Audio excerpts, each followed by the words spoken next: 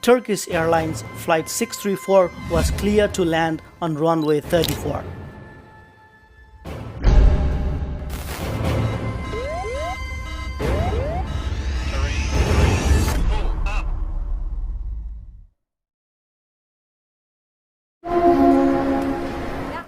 January the 8th, 2003.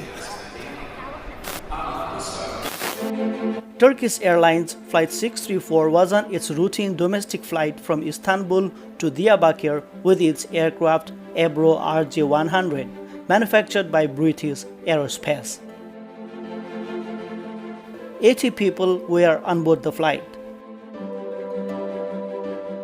Among them were 3 cabin crew members and 2 pilots.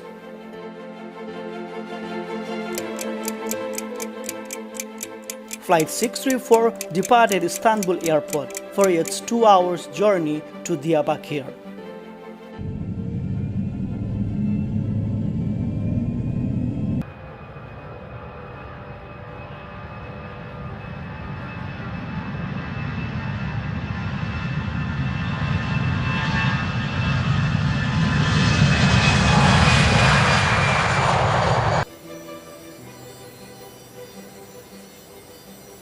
The flight was around 40 nautical miles from its destination. Then the crew contacted to the approach control and got clearance to approach the airport for runway 34 using VHF omnidirectional range. VHF omnidirectional range is a type of short-range radio navigation system which enables aircraft with a receiving unit to determine their position and stay on course.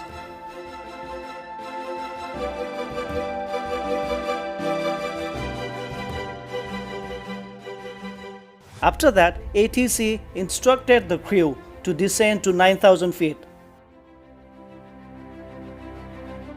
And controller stated the weather as no winds and visibility of 3,500 meters. The airport was not equipped with instrument landing system. When the flight was 8 nautical miles far from the runway 34 and at an altitude of 5,000 feet, ATC instructed crew to continue approach and report when they will establish visual contact with the runway. Then the crew acknowledged the information and began preparation for landing.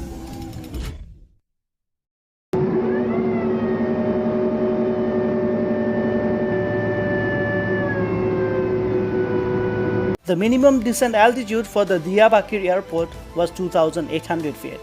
That means if they are at 2,800 feet and the runway is not in their sight, they should go around and try to land again.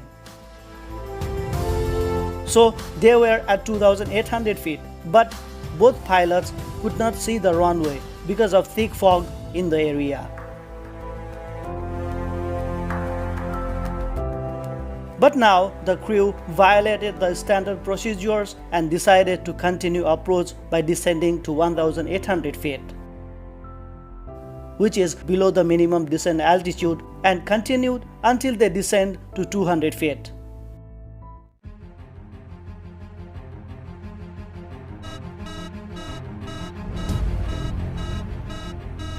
The crew decided to abort landing and initiated a go-around. But they did not have enough height, and the aircraft struck the ground with the undersurface of the fuselage and the landing gear at a speed of around 131 knots. The aircraft disintegrated and caught fire, which killed 70 of 75 people on board. The debris was spread out in an area of about 800 square meters. The investigation was done by Turkish Directorate General Civil Aviation, which was completed after 2 years.